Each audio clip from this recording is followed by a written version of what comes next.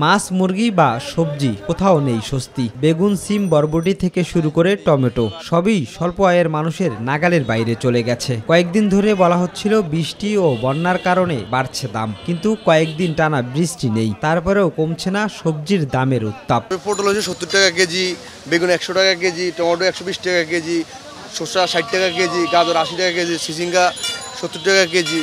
সবজির এমন চড়া মূল্যবৃদ্ধিতে সরকারকে দুষলেন সাধারণ ক্রেতারা। প্রত্যেকটা জিনিসের দাম অতিরিক্ত বৃদ্ধি পাচ্ছে, যেটা আমরা ক্রয় করতে পারছি না। দৈনন্দিন প্রয়োজনে যা যা জিনিস সেগুলোর দামগুলো একটু বেশি, সাধারণ মানুষের জন্য একটু টাফই হয়ে যাচ্ছে। পেঁয়াজ, আদা, রসুন, ডালের দাম আগের মতো থাকলেও বেড়েছে সোনালী ও ব্রয়লার মুরগির দাম। পেঁয়াজ 80 টাকা, রসুন 160-70, আদা এরকম 160-70। গত সপ্তাহে দেশি 30 টাকা কেজি পাচ্ছে, সোনালী 310 আর ব্রয়লার হল 180। এদিকে মাছের দাম আবারও বেড়েছে। গরুর মাংস বিক্রি হচ্ছে আগের দামে।